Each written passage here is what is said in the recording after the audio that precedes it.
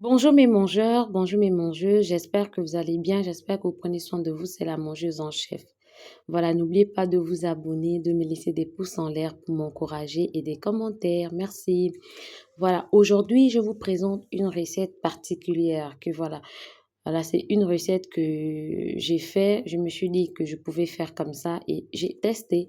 Donc je vais prendre mes cuisses que je vais euh, enlever les os et la peau que je vais piler, voilà, parce que je vais faire mes boulets de poulet et je vais utiliser la noix de coco. Je vais utiliser non seulement le jus de noix de coco, l'eau de noix de coco et la noix de coco elle-même que je vais râper. Donc, après avoir pilé mon poulet, j'ai mon fromage, j'ai ma noix de coco râpée, mes champignons, mon eau de coco, ma crème fraîche. Voilà, et mes tagliatelles. Donc, et ma marinade. N'oubliez pas de commander votre marinade au 062 86 51 73. Donc, je vais faire bouillir mon eau et j'ai pris une partie de mon poulet que j'ai écrasé. Tout simplement, quand tu écrases, ça devient bien écrasé, alors que quand tu piles, tu as encore une espèce de petits gros morceaux. Donc, je vais mélanger avec ma marinade. Je vais mettre un peu de ma noix de coco.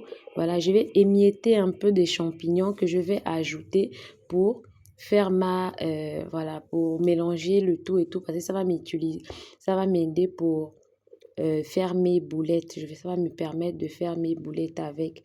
Donc, je vais mettre un peu mes champignons que j'ai émiettés. Dès que j'ai terminé, je vais filmer et je vais laisser reposer. N'oublie pas d'ajouter un peu de sel. Donc, après, je vais mettre mes pâtes dans l'eau. Je vais laisser bouillir quelques minutes. Voilà.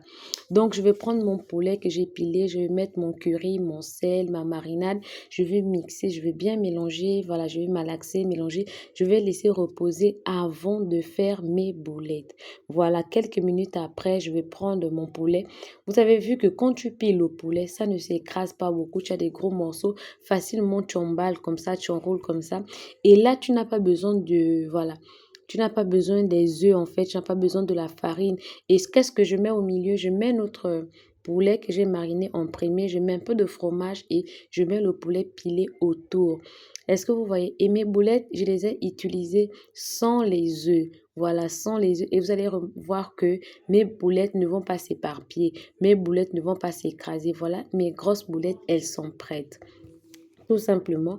Donc, je vais en les retirer mes pâtes. Elles sont déjà prêtes. Je vais chauffer mon huile pour mettre mes boulettes. Voilà, je vais passer mes boulettes et tout. Je vais laisser mes boulettes cuire. Voilà. Je vais faire laisser mes boulettes cuire. Donc, je vais vous parler d'un concours. Voilà, il y a un concours qui va se passer au Gabon. C'est un peu comme MasterChef. C'est un concours de cuisine. Donc, n'oubliez pas de me retrouver sur Facebook pour avoir plus d'informations. Et il y a le numéro, voilà. Je suis membre du jury, parmi les membres du jury. Donc, c'est une cuisine traditionnelle. On va valoriser notre cuisine. Donc, j'espère que vous seriez nombreux à participer. Voilà. Donc, on va laisser nos boulettes bien se griller, bien se griller, bien se griller. Et vous avez vu que mes boulettes ne s'écrasent pas.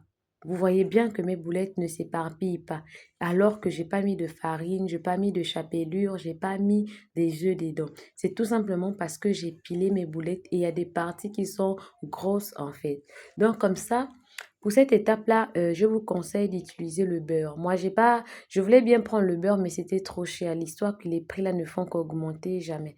Je n'ai pas pris. Donc, je vais faire revenir mes champignons, mon poulet, et je vais verser en premier mon eau de coco, oui, à cause de la saveur, de petit goût de la noix de coco. Et dans ma crème fraîche, je vais ajouter ma marinade et un peu de sel, tout simplement pour apporter plus de saveur dans ma crème fraîche, plus de goût dans ma crème fraîche. Et à ce niveau, je vais renverser ma crème fraîche dans mon poulet. Donc, vous-même, regardez. Donc, on aura un bon goût. On va mettre nos pâtes, voilà, et on va mettre notre noix de coco. Mettez la noix de coco, je vous dis, ça donne un goût croustillant. En fait, c'est très bon. Essayez, vous allez voir. Essayez, vous allez voir, c'est très bon. Le sang de la noix de coco dans la bouche avec la saveur du fromage, la saveur de la crème fraîche. Non, je vous dis que c'est très bon. Et on va mettre notre fromage. Dès que vous avez mis votre fromage, il faut arrêter. Il ne faudrait pas que ça devienne trop sec, en fait. Donc, n'oubliez pas de vous abonner, de me retrouver sur Facebook, Bliss la Choupinette. Et voilà, notre plat, il est prêt. Vous-même, regardez-moi ça. Est-ce que ça ne donne pas envie de manger? Est-ce que ça ne donne pas envie de tester? Je vous dis que la noix de coco dans la nourriture, c'est vraiment très, très, très bon. vraiment très, très, très bon.